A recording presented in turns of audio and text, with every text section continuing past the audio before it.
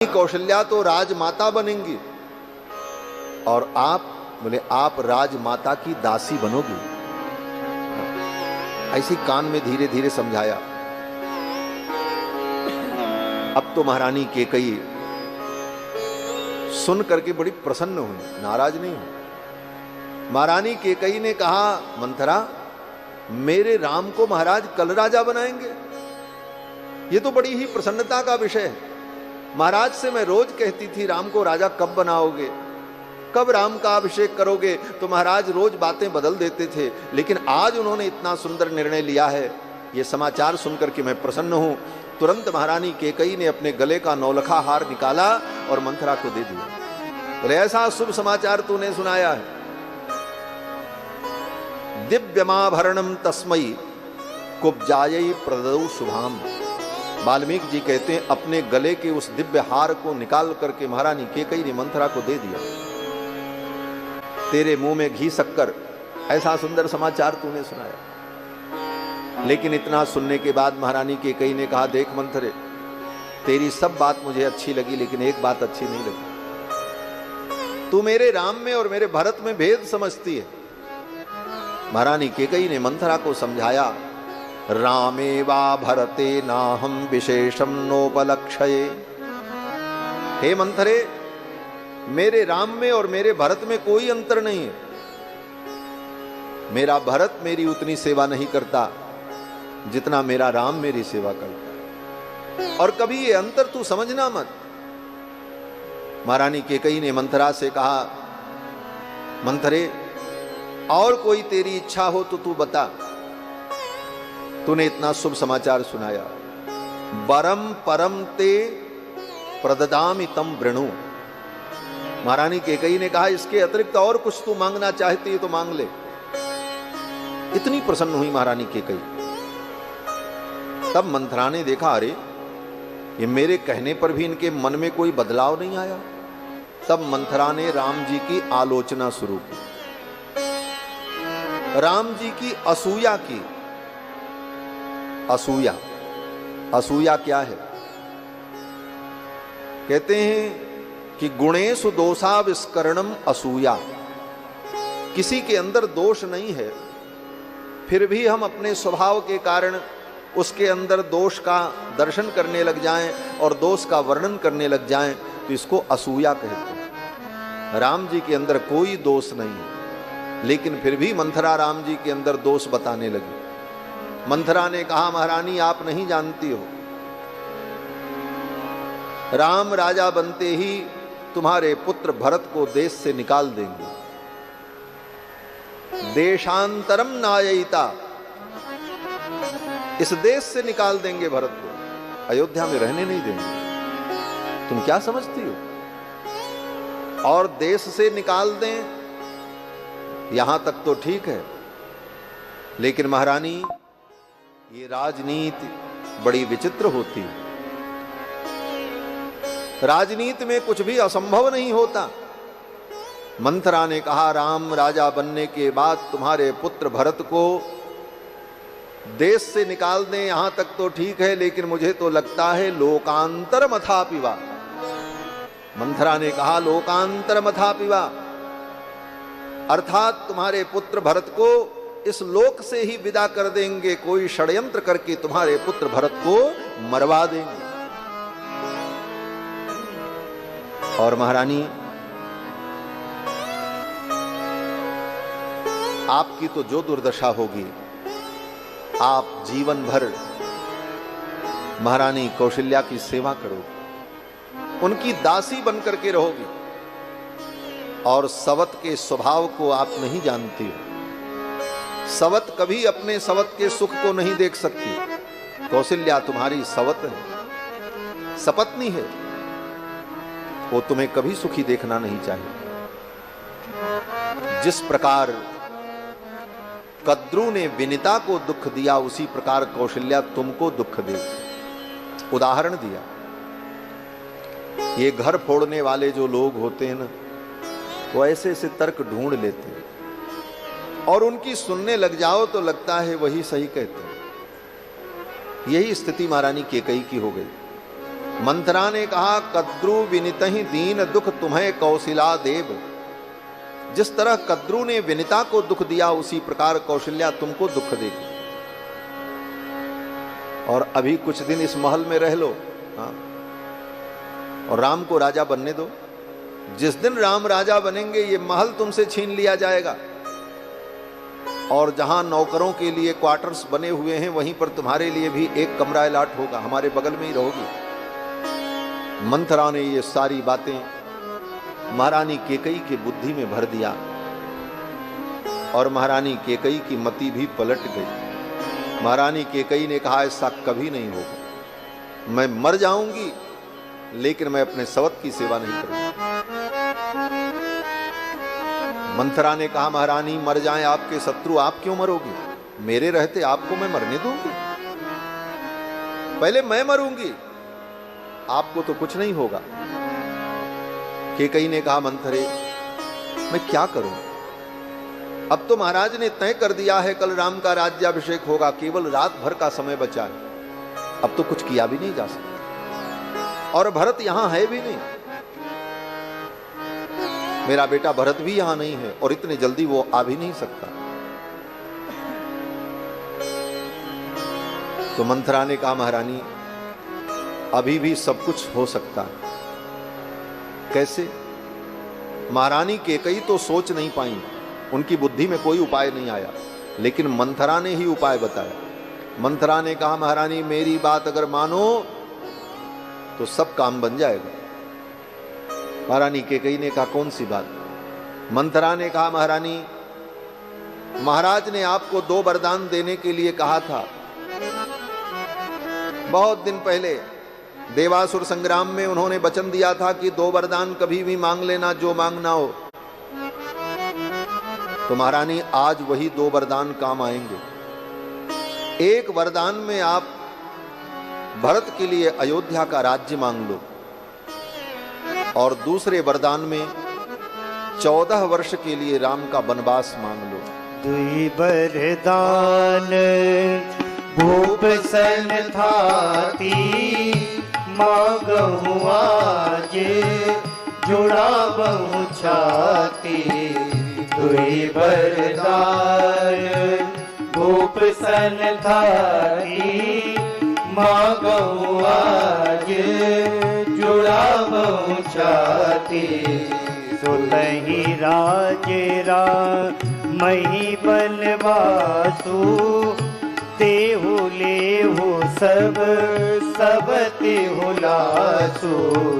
सुतहि राजे रामहि बनवासु, तेहु लेहु सब तेहु लासु। दुई वरदान। ये मंथरा ने सलाह दी। उन दोनों वरदानों को मांगने का समय आ गया। एक वरदान में सुतहि राज, अपने पुत्र के लिए राज्य मांग लो, और राम ही वनवासु, और दूसरे वर में राम जी के लिए वनवास मांग लो। एक बार मां महारानी केकई का हृदय फिर राम प्रेम में भीग गया, और महारानी केकई ने कहा, मंथरे 2 वरदान की जरूरत नहीं, एक वरदान में ही काम चल जाएगा। भरत के लिए मैं राज्य मांग लूं, राम भी अयोध्या में रहें, क्या दिक्कत? राम क्यों वन में जाए, राम भी अयोध्या में रहे। भरत के लिए मैं राज्य मांग लूं, बस एक वरदान में काम चल जाएगा। मंथरा ने कहा, महारानी ऐसी गलती करना मत, आपका वरदान भी व्यर्थ हो जाएगा और काम भी नहीं बनेगा। बोले क्यों? मंथरा ने कहा, अगर राम अयोध्या में रहेंगे तो तुम्हारे भरत का राज्य कभी स्थिर नहीं रहेगा, क्योंकि प्रजा राम से प्रेम करती, और 12 वर्ष से भरत अयोध्या में नहीं है। प्रजा का पूर्ण अनुराग राम के प्रति है। ऐसी स्थिति में तुम्हारे भरत को अगर राज्य मिल भी जाए तो वो राज्य स्थिर नहीं रहेगा, और कभी भी प्रजा विद्रोह कर देगी, और वो राज्य भरत को छोड़ना पड़ेगा, और वो राज्य पुनः राम को मिल जाएगा। इसलिए महारानी बुद्धिमानी यही है कि भरत को राज्य मिल जाए और राम अयोध्या से 14 वर्ष के लिए वन में चले गए। भरत 12 वर्ष से ननिहाल में है, उनको प्रजा भूल चुकी है। राम 14 वर्ष के लिए वन में चले जाएं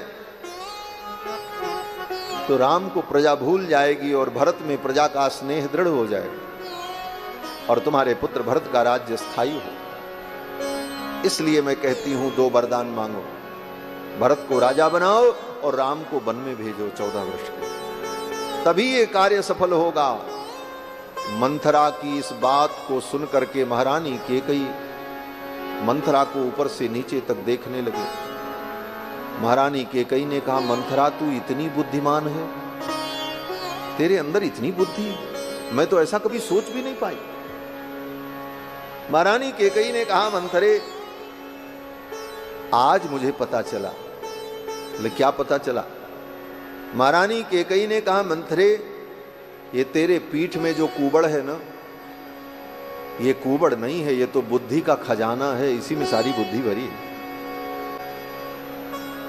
महारानी मंथरा ने कहा, यदेव सोनम, ये तेरे पीठ में जो कुबड़ है ये क्या है? कहते हैं मतयः क्षत्र विद्याश्च मायात चात्र बसंती थे। ये बुद्धि का खजाना है, इसी में सारा ज्ञान विज्ञान भरा है। आज मुझे पता चला कि कुबड़ी स्त्रियां इतनी बुद्धिमान क्यों होती हैं। मंथरा बड़ी प्रसन्न थी। अब तो महारानी कैकेयी ने मंथरा के स्वरूप का खूब वर्णन किया। महाराज, जिस मंथरा को देखकर रोज महारानी कैकेयी डांटती थी, कहां से तू चली आई, जब देखो तब सामने आके खड़ी हो जाती, अपना ये कुरूप स्वरूप लेकर के मेरे सामने आ जाती। मंथरा सुन लेती थी, लेकिन आज महारानी कैकेयी कहती है, मंथरा तू कितनी सुंदर है, तेरे पांव कितने सुंदर हैं, तेरी जंघाएं कितनी सुंदर है, तेरी कमर कितनी सुंदर। कई श्लोकों में महारानी कैकेयी ने मंथरा के सौंदर्य का वर्णन किया वाल्मीकि रामायण। तेरी नाक कितनी सुंदर है, तेरी आंख कितनी सुंदर है। अब सबको तो सुंदर कह दिया, लेकिन उस कुबड़ को क्या कहें जो पीठ में निकला था। तब महारानी कैकेयी ने कहा, अरे मंथरे तेरे पीठ पर ये जो कुबड़ है ना, रथ घोण मिवायतम, रथ के धुरे के समान, जैसे रथ में जो पहिया होता है उसमें जो लट्टू लगा रहता है, धुरा गोल गोल। महारानी कैकेयी कहती है, रथ के धुरे के समान तेरे पीठ पर ये जो स्थगु है, कुबड़ है, ये बुद्धि का खजाना है। मतयः क्षत्र विद्याश्च माया चात्र वसंतिते, सारी माया और सारी विद्या इसी में भरी है। और मंथरे तू चिंता मत करना, मेरा भरत राजा हो जाएगा तो मैं तेरे इस कुबड़ की पूजा करूंगी, तेरे इस कुबड़ पर मैं चंदन लगाऊंगी। चंदनम समर्पयामि, अक्षतम समर्पयामि, पुष्पम समर्पयामि। और इतना ही नहीं, शुद्ध सोने का हार बनवा करके तेरे इस कुबड़ को पहनाऊंगी। तुझे तो हार पहनाऊंगी ही पहनाऊंगी, लेकिन तेरे इस कुबड़ के लिए एक हार और मैं बनवाऊंगी। ये सब महारानी कैकेयी ने कहा। आज महारानी कैकेयी को मंथरा में गुण दिखाई पड़ने लगे। जहां व्यक्ति को अपने स्वार्थ की पूर्ति दिखाई पड़ती है, वहां गुण ही गुण दिखाई पड़ता है। क्यों? बोले उसका स्वार्थ वहां जुड़ जाता है। आज महारानी कैकेयी को मंथरा में सारे गुण दिखाई पड़ने लगे। मंथरा ने कहा, महारानी अब ये सब बातें तो आप बाद में करना। महारानी कैकेयी ने कहा, मंथरा तू चिंता मत कर, मेरा भरत राजा बनेगा तो मैं अपने भरत से कहूंगी, बेटा अब तुम एक काम करो। पहला काम तुम्हारे लिए यह है कि सारी दुनिया में गुप्तचरों को भेजो और तुम्हारे गुप्तचर जाकर के पता लगावें दुनिया में कितनी कुबड़ी स्त्रियां हैं। सारी स्त्रियों को अयोध्या बुलाओ। ये कुबड़ी स्त्रियां बड़ी बुद्धिमान होती, इनको सबको बुलाओ। और मंथरा तू चिंता मत करना, जितनी कुबड़ी स्त्रियां हैं दुनिया में सबको मैं बुलवाऊंगी और वो सब तेरी दासी बन करके रहेंगी, तू उनके बीच में रानी के समान डोलेगी। मंथरा ने कहा, महारानी ये सब काम आप बाद में करना, अभी जो काम है वो करो। बोले क्या काम? मंथरा ने कहा, आप कोप भवन में जाओ और महाराज जब आएंगे पूछने के लिए कि आपको क्या हो गया, क्यों आप नाराज हो, तो आप अपने मन की बात मत कहना। जब वो अपने प्रिय पुत्र राम की शपथ ले लें तब अपने मन की बात उनसे कहना, जिससे वो अपने वचन से पीछे न हटें। ये सब सिखा करके मंथरा ने महारानी कैकेयी को तैयार किया और महारानी कैकेयी कोप भवन में गई। कोप भवन गवनी कैकेयी, कोप भवन गवनी कैकेयी, कोप भवन गवनी कैकेयी, बहुविधि चेरी आदरु देई, बहुविधि चेरी आदरु देई, कोप भवन गवनी कैकेयी, कोप भवन गवनी कैकेयी। महारानी कैकेयी कोप भवन के लिए चल पड़ी और मंथरा की बड़ी प्रशंसा की महारानी ने। कोप भवन बड़े बड़े राजाओं के यहां महल में एक ऐसा कक्ष होता था कि अगर राज परिवार का कोई व्यक्ति और विशेष करके महारानियां नाराज हो जाएं किसी कारण से, तो कोप भवन में जाकर के बैठ जाती थी और ये संदेश महाराज को मिले तो महाराज वहीं जाकर के एकांत में उनको मना लें, उनके सुख दुख को सुन लें, क्योंकि राजा तो राजा ही होता। अब सबके सामने लड़ाई झगड़ा हो और बाता कही हो तो ये राजा की इज्जत के खिलाफ है, इसलिए ऐसी व्यवस्था होती थी। ऐसा एकांत कक्ष होता था जहां जाकर के बैठ जाएं और महाराज को सूचना मिले तो महाराज भी चले जाएं और मन की बातें एक दूसरे से कर लें, जिसका गिला शिकवा है वो दूर हो जाए। महारानी कैकेयी भी कोप भवन में गई। महाराज जब अपने राज्य कार्य से निवृत्त होकर के आए तो पूछा, कहां है महारानी कैकेयी? दासियों ने कहा, महारानी तो कोप भवन में पधारी है। महाराज को लगा क्या हो गया, महारानी को कोप क्यों हुआ, किस बात से नाराज हो गए? तो महाराज दशरथ अनुमान लगाने लगे, हाँ कोप का तो कारण हो सकता है, यही कारण हो सकता है कि मैंने राम के राज्याभिषेक का निर्णय लिया और ये निर्णय अभी तक मैंने महारानी कैकेयी को नहीं बताया। लगता है किसी दूसरे से उनको ये समाचार मिला, इसीलिए मेरे ऊपर नाराज हो गई कि महाराज ने हमसे नहीं बताया। लेकिन कोई बात नहीं, राम के राज्याभिषेक को सुनकर के महारानी कैकेयी प्रसन्न होंगी, मैं उनको मना लूंगा। इस आत्मविश्वास के साथ महाराज दशरथ कोप भवन में पहुंचे। देखा, अथैव मुक्त्वा वचनम सुदारुणम, जाकर के महाराज दशरथ ने जब देखा तो असंस्कृतामास्तरणेन मेदिनीम तदाधितिष्ये पतितेव किन्नरी, जैसे स्वर्ग की कोई अप्सरा, कोई परी आकाश से उड़ती जा रही हो और उसकी गति अचानक बाधित हो जाए और वो भूमि पर गिर पड़े और पड़ी रहे, वो स्वर्ग न जा सके, वो अपने देवलोक में न जा सके तो भूमि पर पड़ी हो, ऐसा ही दृश्य था। महारानी कैकेयी भूमि पर पड़ी थी, जैसे स्वर्ग की कोई अप्सरा भूमि पर पड़ी। पतितेव किन्नरी। महाराज दशरथ आए और महाराज दशरथ ने महारानी कैकेयी को छुआ और कहा, महारानी क्या बात है, आप क्यों नाराज हो? के ही हेतु रानी रिसानी परसत पानी पति ही निवारे। गोस्वामी तुलसीदास जी महाराज इस चित्र का वर्णन करते हैं।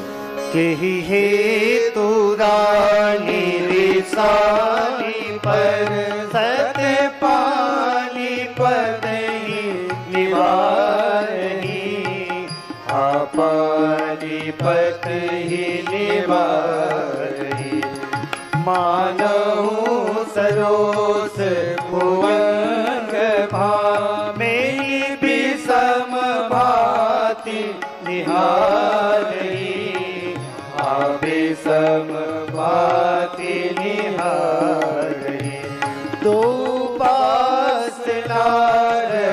नारसन पर मरम ठाहर देखई तुलसी ने पति भवतव्यता बस काम कौतुक ले गई बस काम कौतुक ले गई केही है रुराली निशानी पर सत पानी पते निवारही पानी पते निवारही पानी पते निवारही।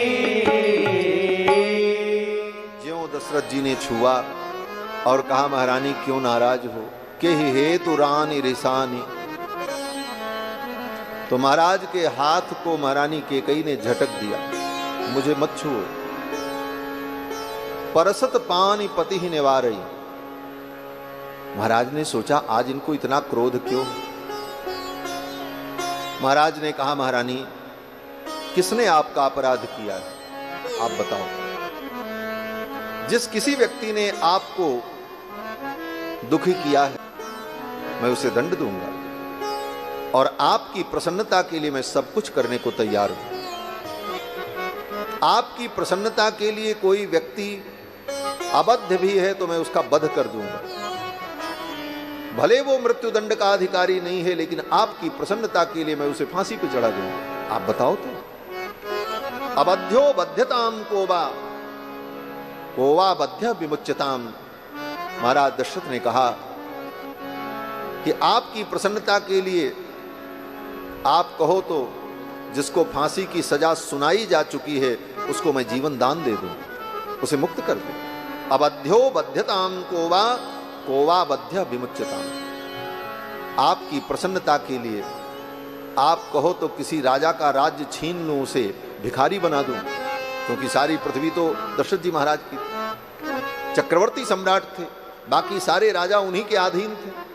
महाराज दशरथ ने कहा महारानी आपकी प्रसन्नता के लिए किसी राजा का राज्य भी मैं पुनः छीन लूं और किसी दूसरे को दे दूं, उस राजा को भिखारी बना दूं।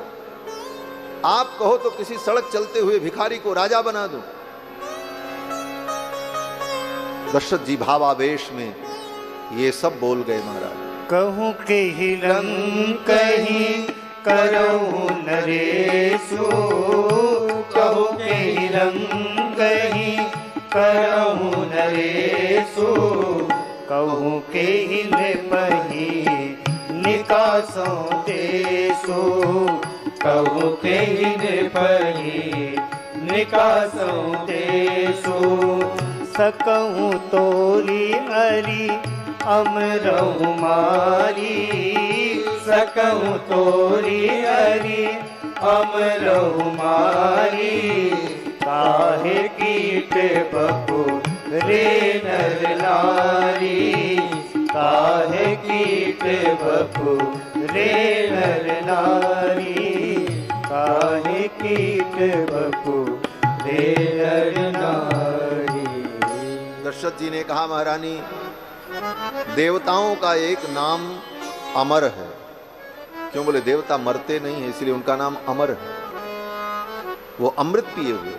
लेकिन महारानी मेरे पराक्रम को आप जानती हैं, आप कहो तो मैं आपकी प्रसन्नता के लिए जो अमर देवता हैं उनको भी मार डालूं। मनुष्य पशु पक्षी क्या है, ये कीट पतंग मेरे लिए क्या है। और वास्तव में दशरथ जी महाराज का ये सामर्थ्य था, तभी तो देवराज इंद्र अपनी सहायता के लिए दशरथ जी को स्वर्ग में बुलाया करते थे। स्वर्ग में आपत्ति विपत्ति आती थी तो सहायता के लिए दशरथ जी को याद किया जाता था। देवताओं के पक्ष से युद्ध करने के लिए जाया करते थे महाराज। महाराज दशरथ ने कहा महारानी आपके लिए मैं सब कुछ करने को तैयार। भावावेश में दशरथ जी सब बोल गए। भावावेश में व्यक्ति को इतना अधीर नहीं होना चाहिए, नहीं तो वो संकट में पड़ जाता है। इतना व्यक्ति अधीर हो जाए भावावेश में तो वो संकट में पड़ जाता है। दशरथ जी महाराज के ऊपर भी संकट आ गया। महारानी कैकेयी ने कहा, मेरे लिए आप देवताओं को मार दोगे, राजा को रंक बना दो, रंक को राजा बना दो। ये तो एक कहने की बात है। आज तक आपने क्या किया मेरे लिए, क्या दिया आपने मुझे? ये प्रश्न बड़ा विचित्र है। पति कितना भी पत्नी के लिए सब कुछ करे, लेकिन पत्नी का ये ताना कभी खत्म नहीं होता। क्या किया आपने मेरे लिए? अपने बच्चों के लिए क्या, अपने परिवार के लिए, मेरे लिए क्या किया? महारानी कैकेयी ने भी यही कहा, क्या किया आपने मेरे लिए? कल तक की कथा तो बड़ी रसिक थी, लेकिन अब कथा तो बड़ी गंभीर है। महारानी कैकेयी ने कहा, क्या किया आपने मेरे लिए? क्या देंगे आप मुझे? 2 वरदान देने के लिए कहा था, वो तो आज तक मुझे मिला नहीं। मैं और आपसे क्या मांगू? महारानी कैकेयी ने यही कहा कि 2 वरदान देने के लिए आपने कहा था, वो आज तक तो मिला नहीं। मैं और आपसे क्या आशा करूं? महाराज दशरथ ने कहा, महारानी इसमें मेरी गलती नहीं है। आपने कभी मांगा नहीं और मेरा स्वभाव, भोला स्वभाव मैं भूल गया।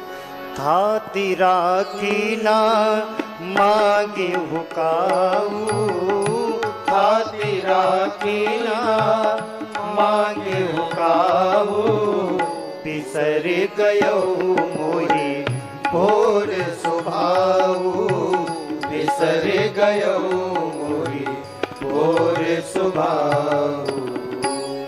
दशरथ जी ने कहा कि महारानी मैं तो उसी समय वरदान देने को तैयार था, लेकिन आपने ही कहा था कि जब जरूरत लगेगी तो मैं मांगूंगी।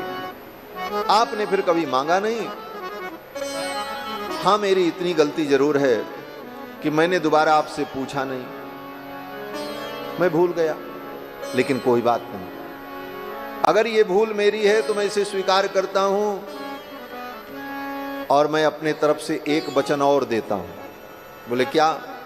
दशरथ जी ने कहा, इतना विलंब हुआ इसलिए 2 के बदले में 4 वरदान आप मांग लो, मैं 4 देने को तैयार हूं। 2 का और वचन दे दिया महाराज। झूठे हो हम ही दोष जन देहु, झूठे हम ही दोष जन देहु, तुई के चारे मांग मकुले हो, दुई के चारे मांग मकुले हो, दुई के चारे मांग मकुले हो। दशरथ जी ने कहा, 2 के बदले में आप 4 वरदान मांग लो, मैं आपको देने को तैयार। ये तो गनीमत रहा कि महारानी कैकेयी ने 2 ही वरदान मांगा। कहीं इस वचन के जाल में भी दशरथ जी को उलझा लेती तब क्या होता? और अन्य 2 वरदान में क्या मांगती महारानी कैकेयी? ये तो भगवान की ही इच्छा थी, समझो कि महारानी कैकेयी 2 तक ही सीमित रह गई, लेकिन दशरथ जी ने तो भावावेश में 2 वरदान और दे दिए। नारी अर्धांगिनी है, परम प्रिय है, परंतु नारी के अंतर मन को जानने के लिए पुरुष को सदा प्रच्छन्न वृत्ति का प्रयोग करना चाहिए। ये शास्त्रकारों ने कहा है, प्रच्छन्ना सस्यते वृत्ति ही स्त्रीणाम भाव परीक्षणे। उसके हृदय के भाव की परीक्षा करने के लिए प्रच्छन्न वृत्ति का आश्रय ग्रहण करना। प्रच्छन्न वृत्ति का मतलब अपने मन की सारी बातों को नहीं बताना चाहिए। जब जान ले कि इनका हृदय विचलित नहीं होगा तब बताओ, नहीं तो कोई जरूरी नहीं कि सब बात बताओ ही बताओ। और ये नारी के हित के लिए भी है और पुरुष के हित के लिए भी।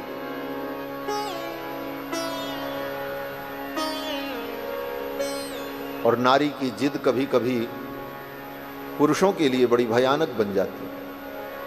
महारानी कैकेयी के अंदर ये जो गुण आया, इनकी मां से आया। इसीलिए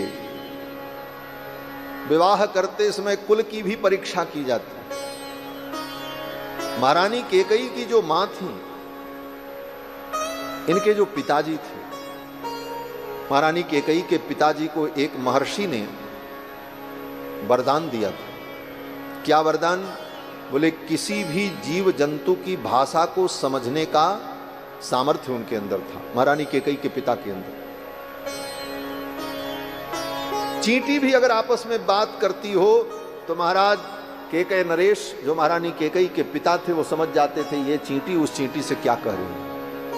प्राणी मात्र की भाषा को, संकेत को समझने का सामर्थ्य ऋषि के वरदान से उनको प्राप्त था। लेकिन ऋषि ने कहा था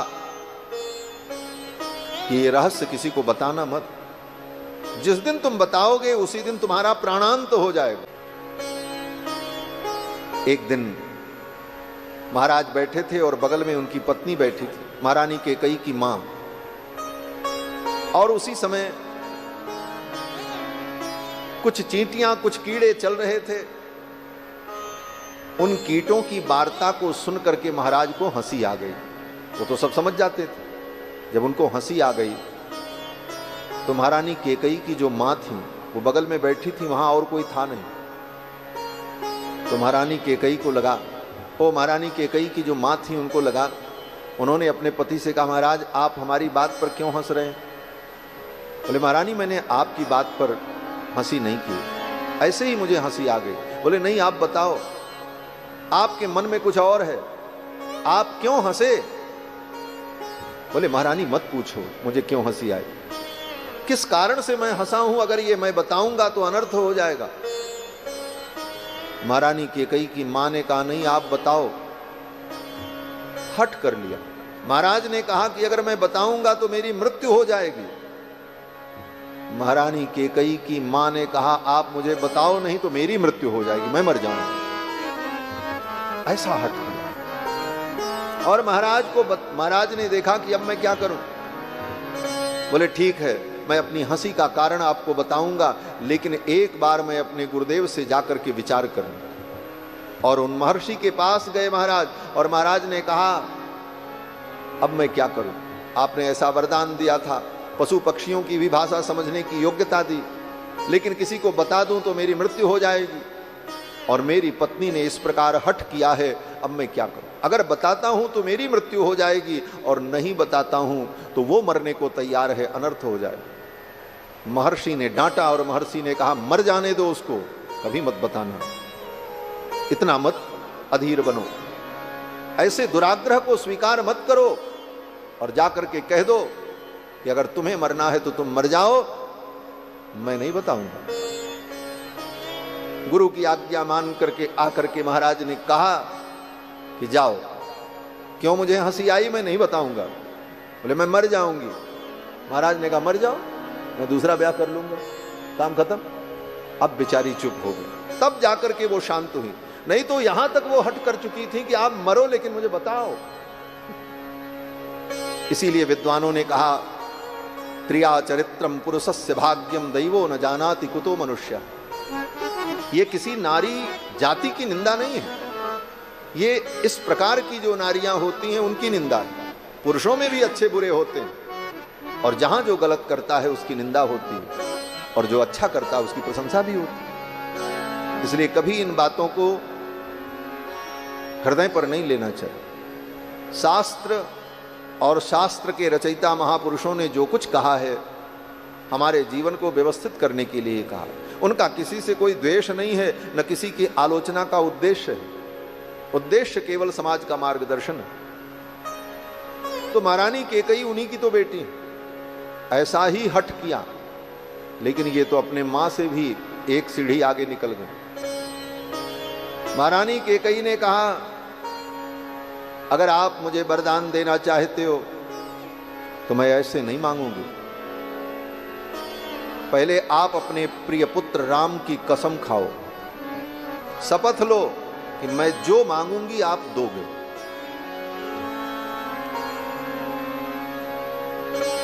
तब मैं अपने मन की बात कहूंगी। दशरथ जी महाराज कल्पना भी नहीं कर पाए कि ये क्या मांगेंगी। और भावावेश में दशरथ जी महाराज ने शपथ ले ली। दशरथ जी ने कहा कि तेन रामेण कैकेयी सपेते वचन क्रियां। दशरथ जी ने कहा, महारानी कैकेयी, मैं अपने पुत्र राम की शपथ लेता हूं, आप जो कहोगी वो मैं दूंगा। अब शपथ ले लिया। तब महारानी कैकेयी ने कहा, अब मैं कहने जा रही हूं, और जो मैं कहने जा रही हूं केवल आप नहीं सुनेंगे। वहां कोप भवन में तो केवल 2 लोग थे, महारानी कैकेयी और महाराज। लेकिन महारानी कैकेयी ने इस प्रकार दशरथ जी को अपने वाक जाल में फंसाया।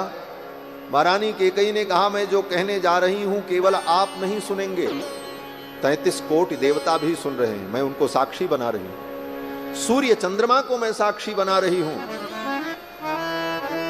पृथ्वी और आकाश को मैं साक्षी बना रही हूं, और इन सबको साक्षी बना करके मैं अपने मन की बात कहूंगी। और ऐसा कहते हुए महारानी कैकेयी ने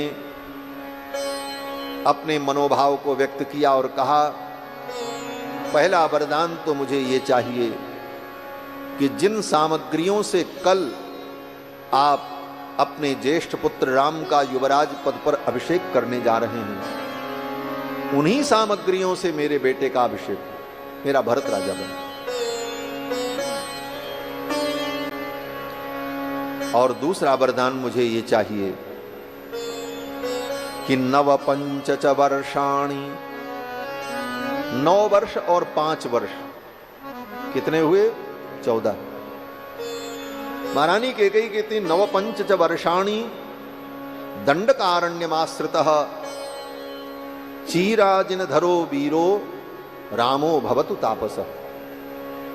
14 वर्ष तक राम बलकल वस्त्र धारण करके दंडकारण्य में तपस्वी वेश में निवास करें। ये दूसरा वरदान मुझे चाहिए।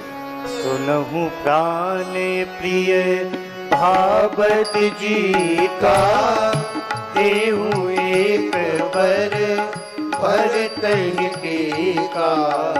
सुनहु प्राण प्रिय भावत जी का, देहु एक बर भरतहि टीका। मांगहु दूसर पर कर जोरी, पुर बहुनाथ मनोरथ मोरी।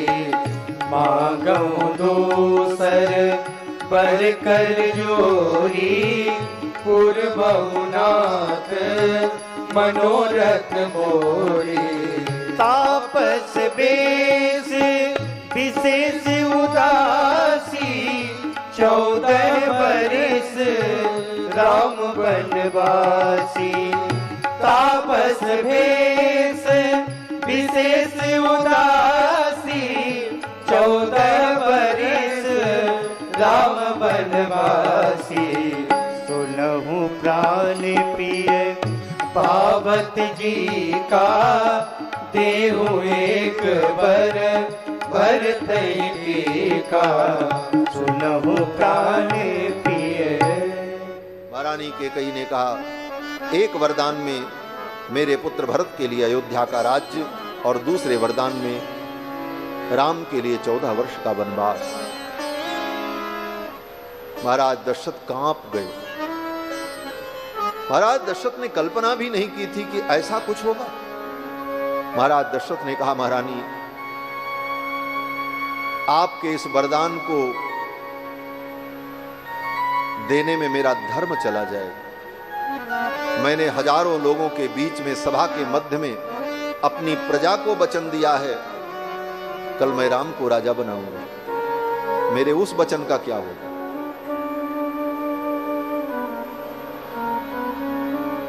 गुरुदेव को वचन दिया है, मंत्रियों को वचन दिया है, उस वचन का क्या होगा? और अगर उस वचन का पालन करता हूं तो तुम्हारे इस वचन का क्या होगा? महारानी मुझे धर्म संकट में मत डालो, अपने इस वचन को वापस ले लो और कुछ मांग लो इसके बदले में, लेकिन अपने इस वचन को वापस ले लो। इस वचन की पूर्ति करने में सब कुछ नष्ट हो जाएगा। मेरा जीवन नहीं रहेगा, इस वचन को वापस ले लो।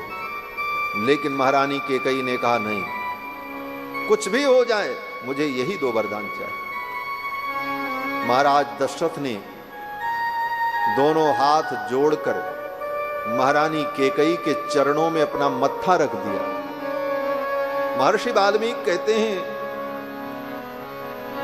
कि महाराज दशरथ ने कहा, अंजलिम कूर्मि कैकेयी पादौ चापिस प्रशामिते, मैं तुझे हाथ जोड़ता हूं, पादौ चापिस प्रशामिते, तेरे पैर पड़ता हूं, अपने इन वचनों को वापस ले लो। महारानी कैकेयी ने कहा, ऐसा कुछ नहीं होगा, मैं जो कह रही हूं यही वरदान मुझे चाहिए। दशरथ जी महाराज ने इस विषम परिस्थिति में भी अपने पुत्र राम के गुणों का चिंतन करते हुए महारानी कैकेयी को समझाने का प्रयास किया। महारानी, राम ने क्या अपराध किया? एक भी अपराध उसका बता दो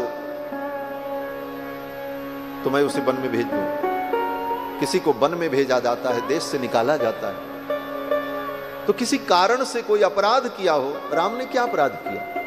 ठीक है, कोई बात नहीं, राज्य में भरत को दे दूंगा, लेकिन मेरे राम को तो रहने दो अयोध्या में। मेरा राम चला जाएगा तो मेरा प्राण चला जाएगा। और महारानी, आप तो जानती हो, विश्वामित्र जी अपने यज्ञ की रक्षा के लिए राम को लेने आए थे, मेरे प्राण गले में अटक गए। वो तो गुरुदेव की वाणी ने मुझे सहारा दिया,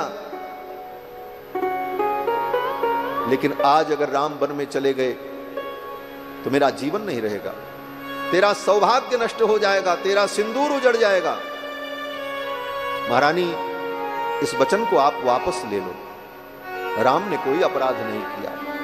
सत्येन लोकान जयति, राम ने अपने सत्य के बल पर समस्त लोगों को जीता है।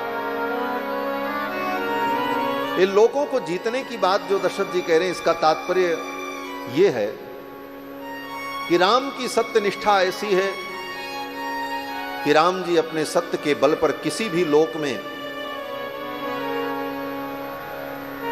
जा सकते हैं और किसी लोक में किसी को प्रतिष्ठित कर सकते हैं। यह सत्य का बल है। सत्येन लोकान जय। और लोकान का एक अर्थ यहां पर यह भी है, लोक माने प्रजा। भगवान के इस प्रथम गुण का ही वर्णन करते हुए दशरथ जी ने कहा, महारानी, मैं भरत को राजा बना दूं, लेकिन प्रजा राम को राजा के रूप में चाहती है, और ये राज्य मेरा नहीं है। प्रजा जिसको चाहती है वही राजा होता है, और प्रजा राम को चाहती है, क्योंकि राम ने अपने सत्य के बल पर अपनी प्रजा के मन को जीत लिया है। सत्येन लोकान जयति, लोक माने प्रजा, इसीलिए लोकतंत्र कहा जाता है, प्रजातंत्र, लोकतंत्र। तो लोक का अर्थ प्रजा है। दशरथ जी ने कहा, सत्येन लोकान जयति द्विजान दानेन राघव, और मेरे राम ने ब्राह्मणों को भी जीत लिया है। ब्राह्मणों को कैसे जीत लिया? युद्ध करके, पराजित करके? कहते नहीं, ब्राह्मण को जीतने का केवल एक ही तरीका है, दानेन। ब्राह्मण को जीतने का यही तरीका है कि उसको दान दो, और दान देने से वो तुम्हारे वश में हो जाए। राम ने ब्राह्मणों को इतना दान किया है कि सारे ब्राह्मण मुक्त कंठ से राम को आशीर्वाद देते हैं। राम ने ब्राह्मणों के मन को, उनके चित्त को अपने वश में कर लिया है। द्विजान दानेन राघवः गुरून् शुश्रूषया वीरो, और अपने गुरुजनों को भी, अपने श्रेष्ठ जनों को भी राम जी ने अपने वश में कर लिया। किस प्रकार? बोले, सेवा के द्वारा। सत्य के द्वारा व्यक्ति समाज को जीत लेता है। ये राम जी का आदर्श है। अगर आपके जीवन में सत्य है तो समाज आपको सम्मान देगा, आप समाज के मन को जीत लोगे। अगर आपके अंदर दान की वृत्ति है तो ब्राह्मण भी आपके वश में हो जाएंगे, और सेवा का भाव आपके अंदर है तो आपके गुरुजन, आपके श्रेष्ठ जन जो हैं वह भी आपके अनुकूल हो जाएंगे। अपने से बड़ों को भी अपने अनुकूल करने का यही तरीका है। उनकी सेवा करके उनको प्रसन्न कर लो, फिर उनसे जो चाहो वो करने को तैयार है। बड़ों को कभी तर्क और बुद्धि से और चतुराई से अपने वश में नहीं किया जा सकता। अपने से श्रेष्ठ जनों को वश में करने का यही तरीका है कि उनकी आज्ञा का पालन करो, उनकी ऐसी सेवा करो कि वो तुम्हारी सेवा से प्रसन्न होकर के सर्वथा तुम्हारे अनुकूल हो जाएं। अगर तुम कोई गलत बात भी कहो तो वो ना न कर सके, तुम्हारे संकोच में तुम्हारे लिए वो सब में तैयार हो जाए। राम जी ने सेवा के बल पर सबको जीत लिया। इस विषम परिस्थिति में भी दशरथ जी महाराज भगवान के इन गुणों का चिंतन करते। दशरथ जी ने कहा, रानी, राम ने क्या अपराध किया? मैं राम को वन में क्यों भेजूं? तो महारानी कैकेयी दशरथ जी महाराज से भी ज्यादा ऊंची आवाज में बोल पड़ी और महारानी कैकेयी ने कहा, ठीक है महाराज, कोई बात नहीं, मुझे जो कहना था वो मैंने कह दिया। अब देना न देना ये आपकी मर्जी है, आप राजा हैं, लेकिन मेरा भी निर्णय आप सुन लो। महाराज ने कहा, क्या निर्णय? महारानी कैकेयी ने कहा, मेरा निर्णय यही है कि अगर आपने मेरे वरदान को पूर्ण नहीं किया तो आपके सामने ही विष पी करके मैं अपने प्राणों का त्याग कर दूं। बगल में एक कटोरे में विष रखा था और विष था कि पानी था कि कोई औषधि थी, ये तो भगवान जाने, लेकिन महाराज को डराने के लिए, उन्हें ब्लैकमेल करने के लिए, जो भी समझ लो, महारानी कैकेयी ने कहा कि अहम ही विषमद्यैव पीत्वा बहुतवाग्रतः पश्यतस्ते मरिष्यामि। आपके सामने ही इस विष को पी करके मैं मरूंगी। यह भी बड़ा विचित्र तरीका है। अपनी बात को मनवाने का दो तरीका बड़ा विचित्र है इस दुनिया में। एक तरीका तो यह है कि मेरी बात मान लो नहीं तो मैं तुम्हें मार दूंगा, और दूसरा तरीका बोले मेरी बात मान लो नहीं तो मैं मर जाऊंगा। ये दो तरीका बड़ा खतरनाक है। या तो तुम्हें मार दूंगा या तो मैं मर जाऊंगा। महारानी कैकेयी ने कहा, अभी मैं विष पी करके अपने प्राणों का त्याग कर दूंगी और पश्यतस्ते मरिष्यामि, आपके देखते देखते मैं मरूंगी। और महाराज, कल आप अपने पुत्र राम का अभिषेक नहीं कर पाएंगे। कल आप मेरा अंतिम संस्कार करेंगे, मेरा दाह संस्कार करेंगे, मेरा पिंडदान करेंगे आप, ये राज्याभिषेक नहीं होगा। ऐसा कह करके महारानी चुप हो गई। अब तो महाराज दशरथ बड़े व्याकुल हुए और महाराज दशरथ ने कहा, धिगस्तु योषितो नाम सठा स्वार्थ परायणा। महाराज दशरथ ने कहा, धिक्कार है ऐसी स्त्री को जिस स्त्री के अंदर इतना स्वार्थ हो। उसे कुल के नाश की चिंता नहीं, परिवार के परंपरा की चिंता नहीं, अपने स्वार्थ में इतनी अंधी हो जाए कि कुल का ही नाश कर दे। ऐसी स्त्री को धिक्कार है। धिगस्तु योषितो नाम सठा स्वार्थ परायणा। और इतना कहते हुए महाराज दशरथ क्रोधित हो गए और उन्होंने कहा, जाओ, मैं कुछ नहीं दूंगा, कोई वरदान नहीं दूंगा, मर जाओ तुम, ये पृथ्वी फट जाए, तुम पृथ्वी में धंस जाओ, लेकिन तेरे इस वचन की मैं पूर्ति नहीं करूंगा। क्रोध में ऐसा महाराज दशरथ बोलते तो हैं, लेकिन भीतर से अंतर मन कहता है, रघुकुल रीति सदा चली आई, प्राण जाए पर वचन न जाए, लोग क्या कहें। और यही सब सोच करके महाराज दशरथ रोने लगे, आंखों से अश्रु बहने लगे। और महारानी कैकेयी सामने बैठी हैं, उनके ऊपर कोई फर्क नहीं। कैसा दृश्य रहा होगा। जिन चक्रवर्ती सम्राट महाराज दशरथ के सामने पृथ्वी के सारे राजे, बड़े बड़े रजवाड़े, बड़े बड़े नृपति अपना किरीट मुकुट उनके चरणों में रख देते थे। स्वर्ग के देवता, देवताओं के राजा इंद्र भी जिनको इतना सम्मान देते थे, आज वो दशरथ जी महारानी कैकेयी के सामने बिलख रहे, रो रहे। महारानी कैकेयी को दया नहीं आ रही। कैसा दृश्य है, जैसे कोई वृद्ध वृषभ वृषभ बोले तो साण, कोई वृद्ध साण हो, वृषभ हो, और उसके सामने कोई शेरनी बैठी हो, और शेरनी कब उसका शिकार कर ले कोई ठिकाना नहीं, क्योंकि वो वृद्ध है, कहीं जा नहीं सकता, असमर्थ है। यह दृश्य प्रकट हुआ। वाल्मीकि जी ने ऐसे ही चित्रण किया। शेरनी के समान गुर्राती रही महारानी के कई, और दशरथ जी महाराज विलाप करते। पूरी रात ऐसे ही बीती। जब सवेरा हुआ, बंदी जन लोग महाराज दशरथ का गुणगान करने लगे, क्योंकि रोज का ये नियम था। बंदी जन प्रातः काल गुणगान करते थे, नक्कारे बजते थे, सहनाइयां बजती थीं, तब महल में चहल पहल होती थी।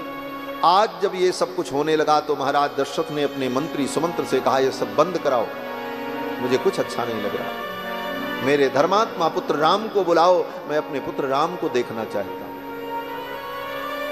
सुमंत्र जी महाराज गए और भगवान श्री राम को बुला करके ले आए। अभी राम जी को भी पता नहीं है क्या होने वाला। भगवान श्री राम आए, और भगवान श्री राम जब चलने लगे तो सीता जी भगवान श्री राम को अपने महल के द्वार तक छोड़ने के लिए आई। आज राम जी का जो वेश है ना, वो राजकुमार वाला वेश नहीं है। क्यों बोले? राज्याभिषेक होना था, तो राज्याभिषेक के पहले जो दीक्षा होती है, उस दीक्षा के नियमों का पालन करना होता है। इसलिए कंधे पर मृगचर्म, हाथ में हिरण का सींग, और उंगलियों में कुश के बने हुए पवित्र, ये सब धारण किए हुए राम जी व्रत का पालन कर रहे थे, क्योंकि आज राज्याभिषेक होने वाला था। और इसी रूप में राम जी रथ में जब बैठे तो सीता जी ने भगवान का मंगलाशासन किया। क्यों मंगलाशासन किया? बोले सीता जी ने सोचा, हमेशा मेरे प्रभु श्री राम जब भी समाज में जाते थे, कहीं जाते थे, तो वस्त्र पहनकर, आभूषणों से अलंकृत होकर, इनका एक एक अंग वस्त्र और आभूषण से आच्छादित रहता है। लेकिन आज तो ये नंगे बदन जा रहे हैं, कंधे पर केवल मृगचर्म है और यज्ञोपवीत है। आज इनके अंग के सौंदर्य को देखकर कहीं किसी की नजर न लग जाए इनको।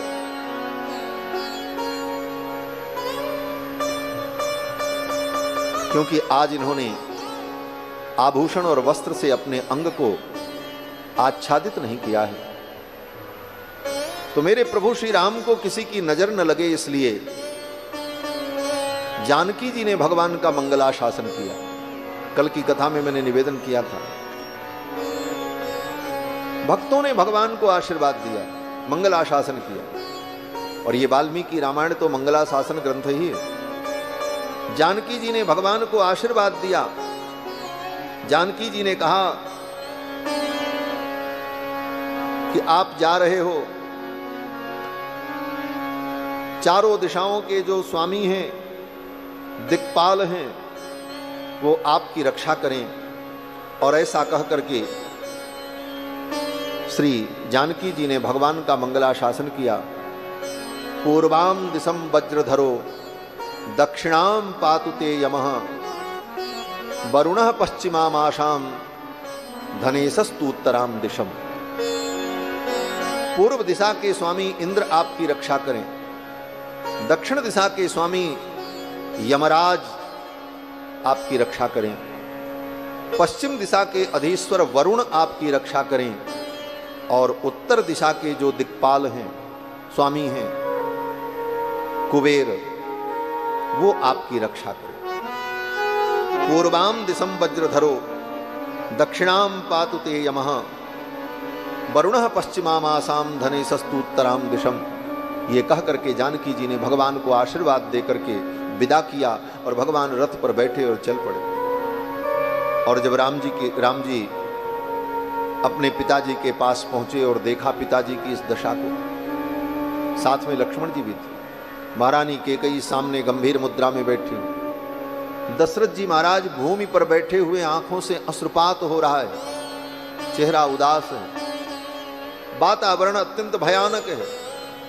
इस दृश्य को देखकर भगवान राम सब कुछ समझ गए। राम जी को देखते ही दशरथ जी महाराज ने कहा, राम, धर्म बंधेन बद्धोस्मि नष्टा च मम चेतना। हे राम, आज मैं धर्म के बंधन में बंध गया हूं, मेरी चेतना नष्ट हो रही है। दशरथ जी महाराज तो ऐसी स्थिति में थे। राम जी आए और राम जी ने पिताजी को प्रणाम किया, महारानी कैकेयी को भी प्रणाम किया। प्रणाम करने पर दशरथ जी ने राम जी को आशीर्वाद नहीं दिया।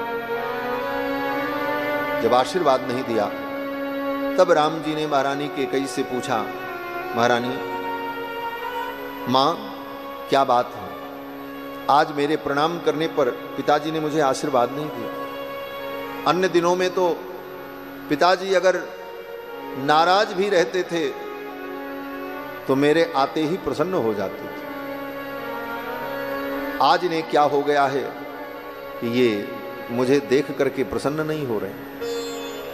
अन्यदा माम पिता दृष्ट्वा प्रकृतो भी प्रसीदति।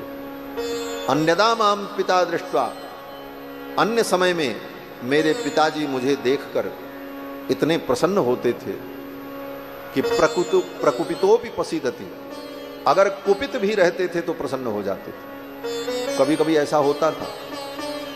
राम जी, दशरथ जी महाराज अपने न्यायालय में बैठकर किसी मुकदमे की, किसी केस की सुनवाई करते होते और उस मुकदमे में अपराधी को मृत्यु दंड देना है और सारी दलील सुनने के बाद दशरथ जी मृत्यु दंड की घोषणा करने जाते कि इस व्यक्ति को मृत्यु दंड दे दिया जाए, इसने अपराध किया है। और उसी समय राम जी अगर कहीं घूमते हुए पहुंच जाएं तो राम जी को देखते ही दशरथ जी को इतनी प्रसन्नता होती थी कि दशरथ जी कहते थे, इसको जीवन दान दे दिया जाए, छोड़ दो इसे। अन्यदा माम पिता दृष्ट्वा प्रकृतोपि प्रसीदति। आज इन्हें क्या हो गया? तो महारानी कैकेयी बोल पड़ी। महारानी कैकेयी ने कहा, राम, इनको कुछ नहीं हुआ, ये ठीक है, इनकी तबीयत भी ठीक है। ये अपने मन की बात तुमसे कहना चाहते हैं, लेकिन तुम्हारे संकोच के कारण ये तुमसे कह नहीं पा रहे हैं। राम जी ने कहा, मां, मेरे जैसे आज्ञाकारी पुत्र को कुछ कहने में पिताजी को संकोच हो। पिताजी कहें तो मैं पिता की आज्ञा का पालन करने के लिए अग्नि में कूद जाऊं, समुद्र में कूद जाऊं। पतेयम अपि चारणवे, अगर पिताजी कह दें तो मैं समुद्र में छलांग लगा दूं। आप तो जानती हो, रामो दुर्ना विभाषते, राम दो बार नहीं बोलता।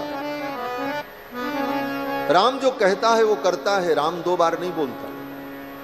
मां, आप तो मेरे स्वभाव को जानती हो। पिताजी अगर कह दें तो इनकी प्रसन्नता के लिए मैं सब कुछ करने को तैयार। तो दशरथ जी तो कुछ नहीं बोले,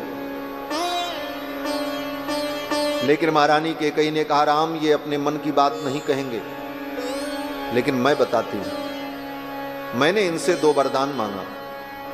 इन्होंने 2 वरदान देने के लिए कहा था, मुझे जो अच्छा लगा मैंने मांग लिया। एक वरदान में भरत के लिए अयोध्या का राज्य और दूसरे वरदान में तुम्हारे लिए 14 वर्ष का वनवास मैंने मांगा। और यही बात ये तुमसे कहने में संकोच कर रहे हैं। मैं तुमसे कहती हूं, अब तुम्हें जो करना है तुम करो। इतना सुन करके राम जी हंसने लगे और राम जी ने कहा, मां, बस इतनी सी बात, मेरा भरत राजा बने। मैं अपने भरत के लिए, ये राज्य क्या है? अपने भाई भरत के लिए अयोध्या का राज्य क्या है? मैं अपना प्राण, अपना जीवन, अपनी सीता सब कुछ त्याग सकता हूं भरत के लिए। मां, आप तो मेरे स्वभाव को जानती हो।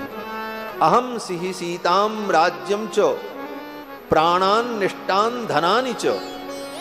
मैं अपने प्राण को, अपने धन को, अपने इष्ट को, यहां तक कि अपनी प्रिय पत्नी सीता को भी त्याग सकता हूं। ये राज्य क्या है? और मेरा भरत राजा बने, इससे अच्छी बात और क्या हो सकती है? और रही बात वन गमन की, तो मैं 14 वर्ष वन में रह लूंगा। 14 वर्ष क्या है, मैं जीवन भर वन में रहूंगा, कभी नहीं आऊंगा लोग। अब इतना सुन करके महारानी कैकेयी बड़ी प्रसन्न हुई। महारानी कैकेयी ने कहा, राम कब वन में जाओगे? राम जी ने कहा, अब यहां से जाएंगे तो फिर चले जाएंगे।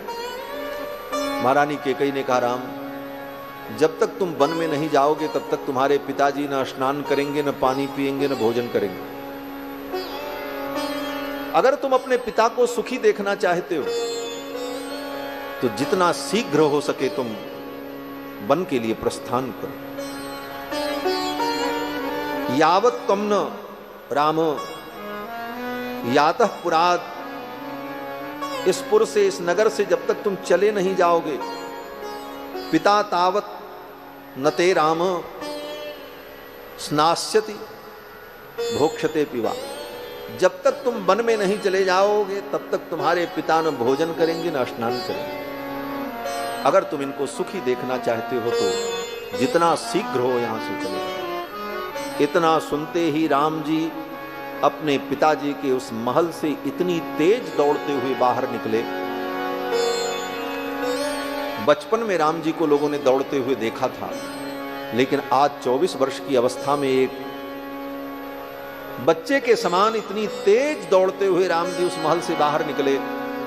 महर्षि वाल्मीकि कहते हैं, जैसे किसी घोड़े को एक चाबुक मार दिया जाए तो घोड़ा तीव्र गति से भागता है, उसी प्रकार कैकेयी के वचनों को सुन करके राम जी भगे वहां से। कितना जल्दी मैं वन में चला जाऊं, मेरे पिताजी सुखी हो जाए। यह पितृभक्ति राम जी की आदर्श है। राम जी चल पड़े, पीछे पीछे लक्ष्मण जी भी चले। लक्ष्मण जी तो हर जगह साथ में ही रहते, सब लक्ष्मण जी देख रहे हैं, लेकिन परिस्थितियों का अनुभव कर रहे हैं लक्ष्मण जी होने वाला क्या है। राजनीति के इस विभिन्न प्रकार के रूप को लक्ष्मण जी अनुभव कर रहे हैं। वहां से लक्ष्मण जी भी पीछे पीछे दौड़ पड़े, आए और आकर के भगवान श्री राम ने अपनी मां कौशल्या से कहा, मां अब मैं राजा नहीं बनूंगा, अब तो मुझे वन में जाना है। मां तो थाली लेकर के दौड़ी भोजन कराने के लिए, बेटा कुछ भोजन कर लो। बड़ी सुंदर चौपाई वहां पर मानस में गोस्वामी जी ने कहा, तात जाऊं बलि बेग नहाओ। मां कौशल्या ने कहा, राम जल्दी से स्नान कर लो, कुछ जीम लो। तात जाऊं बलि बेग नहाऊं, झुंड जाऊं बलि बेग नहाऊं, जो मन भाव मधुर कछु खाऊं, जो मन भाव मधुर कछु खाऊं, जो मन भाव मधुर कछु खाऊं। मैया ने कहा, राम स्नान कर लो, कुछ खा लो, तब पिताजी के पास प्रणाम करने जाना। राम जी ने मैया से कहा, मां अब मुझे कुछ नहीं खाना है, अब तो मुझे वन में जाना है, इस राजसी वेश का भी त्याग कर देना है। मां कौशल्या ने कहा, क्या हुआ? राम जी ने जब सारा वृत्तांत बताया तो सब सुन करके महारानी कौशल्या बेहोश हो गई, भूमि पर गई। भगवान श्री राम ने मां कौशल्या को संभाला, अपने कर कमल को मां कौशल्या के मस्तक पर फेरा। भगवान के शीतल कर कमल के स्पर्श से महारानी कौशल्या को चेतना आई। इस दृश्य को देखकर लक्ष्मण जी को क्रोध आ गया। अभी तक तो लक्ष्मण जी सहन कर रहे। लक्ष्मण जी ने कहा, भैया बहुत हुआ, अब मुझसे नहीं देखा जा रहा, और अब मैं सभी को चुनौती देता हूं। लक्ष्मण जी ने कहा, अब आपका राज्याभिषेक दुनिया की कोई ताकत रोक नहीं सकती। न महारानी कैकेयी का वरदान रोक पाएगा, न महाराज का संकल्प रोक पाएगा, और जो आपके राज्याभिषेक में बाधक बनने आएगा मैं उसे मार डालूंगा। यहां तक कि पिताजी भी अगर आ गए तो हनिष्ये पितरम वृद्धम कैकेय्या सक्त मानसम। केकई में आसक्त ऐसे बूढ़े बाप को मैं मार डालूंगा। मैं देखता हूं कौन आपका राज्याभिषेक रोकता है। खून की नदियां बह जाएंगी अयोध्या में, लेकिन आपका राज्याभिषेक टल नहीं सकता। पिताजी भी आपके विरोध में आएंगे, मैं उनका भी वध कर दूंगा, उन्हें भी मार दूंगा। बहुत से लोग कहते हैं लक्ष्मण जी इतने अशिष्ट हो गए, अपने पिता के विषय में ऐसा बोल रहे हैं, ये तो मर्यादा नहीं है। लेकिन बंधुओं, लक्ष्मण जी भगवान के परम भक्त हैं, और ये लक्ष्मण जी की शोभा है। भगवान से बढ़कर के लक्ष्मण जी के लिए कोई नहीं, और जो भगवान के विरुद्ध हो वो कोई भी हो, उसे त्यागा जा सकता है। तजिए ताहि कोटि बैरी सम यद्यपि परम स्नेही, जाके प्रिय न राम वैदेही। जिसको भगवान प्रिय न हो उसे त्याग देना चाहिए। जो भगवान का विरोधी हो उसे त्याग देने में कोई आपत्ति नहीं। लक्ष्मण जी ने कहा मैं बूढ़े पिता को मार डालूंगा। लक्ष्मण जी ने तो यहां तक कहा पिताजी बूढ़े हो गए, ये सठिया गए। सठिया गए का मतलब 60 वर्ष से ऊपर हो जाता है तो व्यक्ति सठिया जाता है। लोग कहते हैं आजकल सठिया गए। लक्ष्मण जी ने यही कहा, वृद्ध भावेन गर्हितम, बूढ़े होने के कारण इनकी बुद्धि खराब हो गई। महारानी केकई के अनुचित वचन को उन्होंने स्वीकार क्यों किया, और स्वीकार किया है तो वो जाने राज्याभिषेक तो आपका होगा। अगर वो विरोध करेंगे तो मैं उनको भी मार दूंगा। भरत भी आएंगे तो भरत का भी मैं वध कर दूंगा। लक्ष्मण जी ने सब कुछ कहा। भगवान श्री राम ने लक्ष्मण जी को तुरंत डांटा। राम जी ने कहा लक्ष्मण मैं जानता हूं तुम सब कुछ कर सकते हो, तुम कृतांत हो, कृतांत भक्षक हो। लक्ष्मण जी के लिए यही तो राम जी ने संबोधन किया है वहां युद्ध के प्रसंग में, तुम कृतांत भक्षक सुर त्राता। काल को भी तुम जीत सकते हो लक्ष्मण, मैं जानता हूं। लेकिन लक्ष्मण, जिस राज्य को पाने के लिए भाई को मारा जाए, पिता को मारा जाए, प्रजा को मारा जाए, ऐसा राज्य लेकर के मैं क्या करूंगा? उस राज्य में मेरी कोई अभिरुचि नहीं है। रामायण और महाभारत में यही अंतर है। रामायण भी एक भारत का प्राचीन इतिहास है और महाभारत भी भारत का एक प्राचीन इतिहास है। दोनों इतिहास में मूलभूत अंतर क्या है? बोले दोनों में राज्य की लड़ाई हुई है, लेकिन एक तरफ राज्य के लिए भाई ने भाई को मारा है। कहां? बोले महाभारत में। और दूसरे इतिहास रामायण में बोले भाई ने भाई के लिए अपने राज्य को त्याग दिया है। बोले ले जाए भाई, भाई के सुख के लिए उस राज्य को त्यागा राम जी ने। यही रामायण है। इसीलिए राम राज्य की कल्पना की जाती है। महाभारत बहुत ज्ञान का ग्रंथ है, परंतु महाभारत में जो हुआ वो आदर्श नहीं है, वो सिद्धांत नहीं है। सिद्धांत तो राम जी का चरित्र है। इसीलिए आज भी राम राज्य की परिकल्पना की जाती है कि राम राज्य ही सर्वोत्तम राज्य है। क्यों? जो सर्वसम्मत का राज्य हो वही राम राज्य होता है, बहुमत का राज्य नहीं, बल से जीता गया राज्य नहीं। लोगों के मन को जीत करके जो लोगों के मन पर राज्य करता है उस राजा का नाम राम है, वो राम राज्य है। राम जी ने अपनी प्रजा के मन को जीता। राम जी ने कहा एक व्यक्ति भी अगर चाहेगा कि मैं राजा न बनूं तो मैं राजा नहीं बनूंगा, जब सब चाहेंगे उस दिन मैं राजा बनूंगा।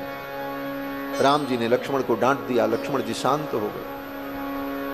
मां को समझाया। मां कौशल्या ने कहा मैं भी तुम्हारे साथ वन में चलूंगी।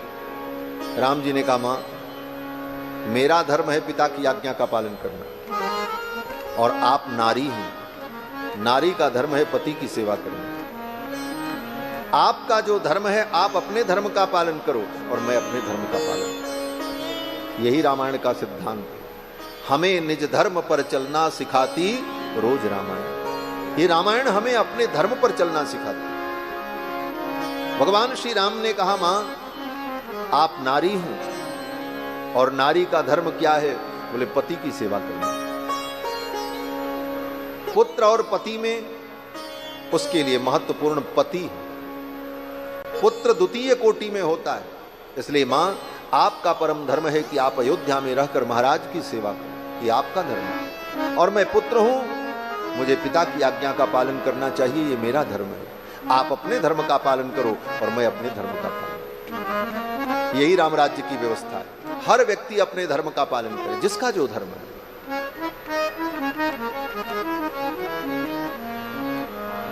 धर्म निरपेक्ष राज्य भी अच्छा नहीं है, धर्म सापेक्ष राज्य भी अच्छा नहीं है।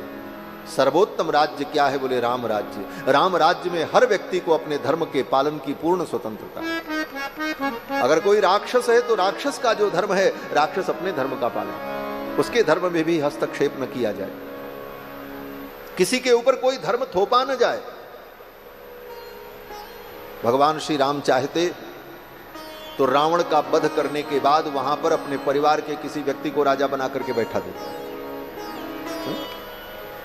आज की जैसी व्यवस्था होती तो यही ना होता कि अयोध्या में से किसी व्यक्ति को बुला करके अपने खानदान के किसी व्यक्ति को वहां बैठा देते, बोले तुम यहां राज करो। लेकिन राम जी ने ऐसा नहीं किया। राम जी ने कहा ये राक्षसों की नगरी है, रावण ने बदमाशी की, उसको दंड मिल गया, अब यहाँ का राजा कोई राक्षस ही होना चाहिए, जिससे राक्षस लोग अपने धर्म का पालन करते हुए अपने स्वभाव में जीवित रहे। और विभीषण को, राक्षस राज विभीषण को ही लंका का राजा बनाया। बाली को भी मारा तो वहां किसी अपने आदमी को नहीं बैठाया, सुग्रीव को ही बैठाया। ये वानर है, इनका जो धर्म है ये अपने धर्म का पालन। सब अपने अपने धर्म का पालन करें और अपने अपने धर्म के पालन से लोग सुख प्राप्त करें, यही राम राज्य की व्यवस्था है। भगवान श्री राम ने मां कौशल्या से कहा, आप अपने धर्म का पालन करो, मैं अपने धर्म का पालन करूं। राम जी के इस वचन को सुनकर के मां कौशल्या बड़ी प्रसन्न हुई और मां कौशल्या समझ गई। उन्होंने कहा, राम तुम ठीक कहते हो, जिस धर्म का तुम श्रद्धा पूर्वक पालन कर रहे हो वो धर्म ही तुम्हारी रक्षा करे। यम पालयसि धर्मस्त्वम प्रीत्या च नियमेन च सवै राघव शार्दूल धर्मस्त्वाम अभिरक्षते। जिस धर्म का तुम प्रीति पूर्वक श्रद्धा पूर्वक पालन कर रहे हो, पुत्र धर्म का, वो धर्म ही तुम्हारी रक्षा करे। जाओ, मैं तुम्हें आशीर्वाद देती हूं। मां कौशल्या ने प्रसन्नता पूर्वक आशीर्वाद देकर के विदा किया। राम जी आए और आकर के सीता जी को बताया। अभी सीता जी को पता नहीं था। सीता जी ने जब सुना तो सीता जी ने कहा, मैं भी आपके साथ चलूंगी। राम जी ने कहा, आप अयोध्या में रहकर सास ससुर की सेवा करो। तो जानकी जी ने कहा, प्रभु मां कौशल्या के लिए अगर नारी धर्म है तो मेरे लिए भी तो नारी धर्म है। मैं आपकी पत्नी हूं, आपकी सेवा छोड़ करके मैं कहीं नहीं जाऊंगी, मैं तो आपके चरणों में रहूंगी। अगर नारी का ये धर्म नहीं है तो आप मुझे बताओ। भगवान चुप हो गए। भगवान ने कहा, ठीक है सीते, तुम भी चलो। सीता को अनुमति मिल गई। लक्ष्मण जी सब कुछ देख रहे थे। लक्ष्मण जी ने सोचा, जब ये जाने को तैयार है, जानकी जी भी जा रही हैं, तो अयोध्या में मेरा कोई प्रयोजन नहीं। लक्ष्मण जी ने भगवान को साष्टांग प्रणाम किया और दोनों चरण पकड़ लिया। दोनों चरण को लक्ष्मण जी ने पकड़ लिया और लक्ष्मण जी ने कहा, प्रभु मैं भी आपके साथ चलूंगा, अयोध्या में मेरा भी कोई प्रयोजन नहीं है। लक्ष्मण जी ने भगवान के दोनों चरणों को कस करके पकड़ लिया और कहा, आप भी मुझे अपने साथ ले चलो, मैं अयोध्या में नहीं रहूंगा, आपके बिना मैं अयोध्या में नहीं रह सकता। लक्ष्मण जी महाराज ने भगवान का जब चरण पकड़ लिया, सभ्रातुश्चरणौ गाढ़म निपीड्य रघुनंदन। लक्ष्मण जी के इस समर्पण को देखकर, ये लक्ष्मण जी की शरणागति है, इसी को लक्ष्मण जी की शरणागति स्वीकार किया है हमारे आचार्यों ने। इस एक श्लोक की व्याख्या बड़ी अद्भुत है। शरणागति के जितने भाव हैं वो सब इस श्लोक में आते हैं।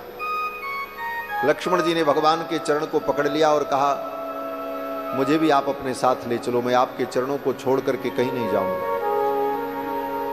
भगवान श्री राम ने लक्ष्मण को आज्ञा दे दी, चलो। लक्ष्मण जी भी तैयार हो गए। भगवान ने कहा, लक्ष्मण, जो आवश्यक वस्तुएं हैं उनका दान कर दो, जितनी तुम्हारे उपयोग की वस्तुएं हैं उन सब का दान कर दो, मैं भी दान कर दूं, तब यहां से चलो। फिर भगवान श्री राम ने अपनी सारी वस्तुओं का दान कर दिया।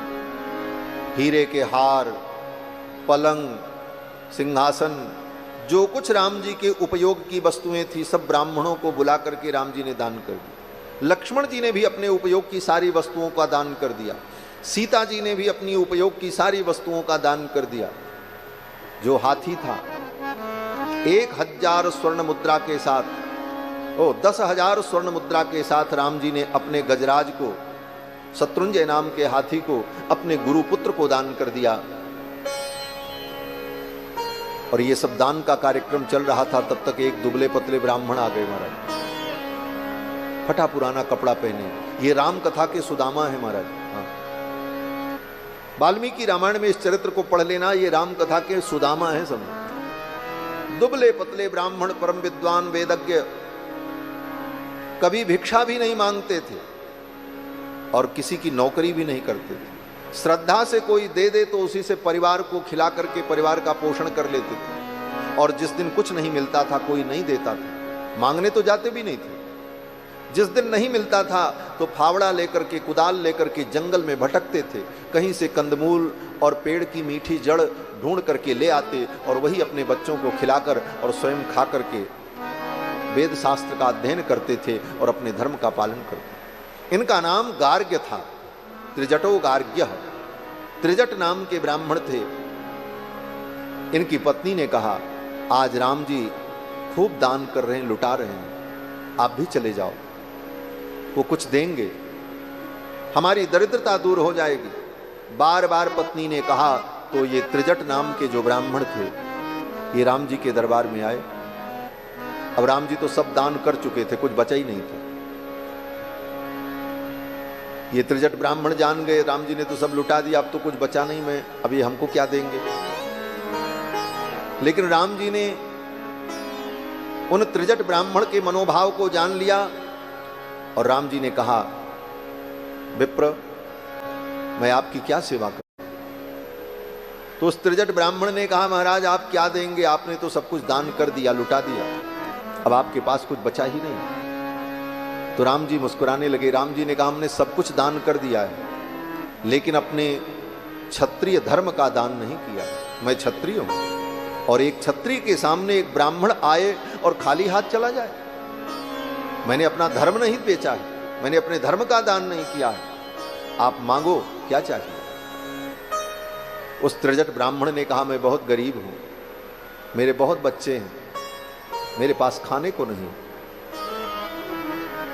और पेट भरने के लिए सवेरे से शाम तक मैं जंगल में भटकता हूं, तब कुछ संग्रह कर पाता हूं तो अपने परिवार का पोषण करता हूं, ये मेरी स्थिति है। राम जी को दया आई और राम जी ने एक डंडा उठाया और वो डंडा उस ब्राह्मण को दिया और कहा, इस डंडे को उठा करके आप फेंको उत्तर दिशा की ओर, ये जहां जाकर के गिरेगा वहां तक की सारी भूमि और वहां की सारी गायें तुम्हारी।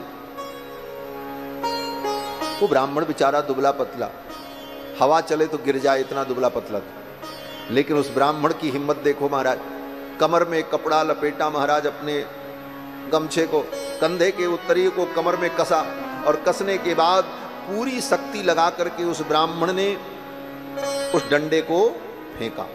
और जब फेंका महाराज तो वो डंडा जाकर के कहां गिरा, सरयू पार करके, सरयू नदी के उस पार जाकर के गिरा। सरयू जी छोटी मोटी नदी नहीं है महाराज।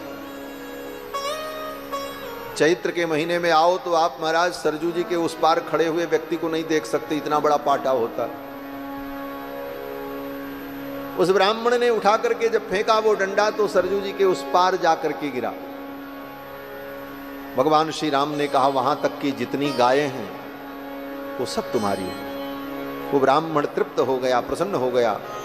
चलते चलते भगवान ने कहा, हे विप्र, तुम्हारे तपोबल को देखने के लिए, तुम्हारी तपस्या की शक्ति को जानने के लिए मैंने ऐसा कहा, आप बुरा मत मानना, मैंने आपके उपहास के लिए ऐसा नहीं कहा। ये सब कह करके प्रेममय वचन सुना करके उस ब्राह्मण को भगवान ने विदा कर दिया। फिर सब कुछ दान करने के बाद भगवान चल पड़े। भगवान राम, कुमार लक्ष्मण, श्री जानकी तीनों आते हैं, आकर के पिताजी को प्रणाम करते हैं, माँ कैकेयी को प्रणाम करते हैं और फिर बलकल वस्त्र धारण करके रथ पर बैठ करके वन यात्रा के लिए निकलते हैं। सुमंत्र जी महाराज इनको लेकर के जाते हैं। पूरी अयोध्या पीछे पीछे चल पड़ी।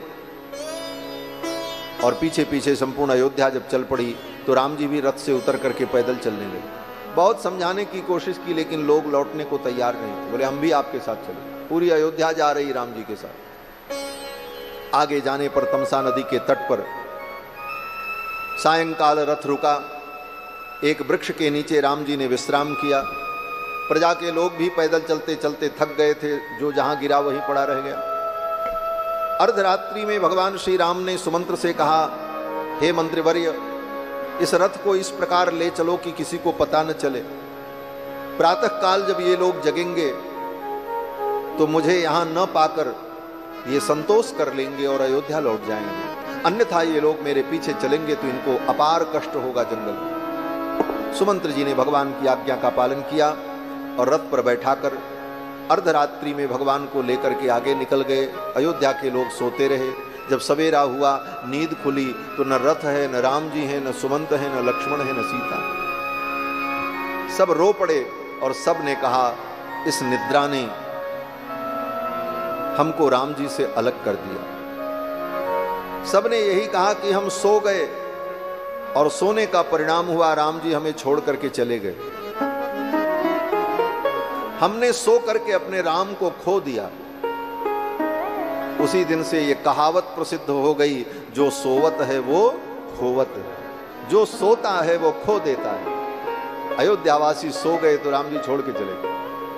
लक्ष्मण जी ने मन में सोच लिया कि जब अयोध्यावासियों को सोते छोड़ करके राम जी चले गए तो जंगल में अगर कहीं मैं भी सो गया, हमें नींद आ गई, तो कहीं राम जी हमको भी न छोड़ के चले जाए। इसलिए लक्ष्मण जी ने संकल्प कर लिया, अब 14 वर्ष तक मैं शयन नहीं करूंगा।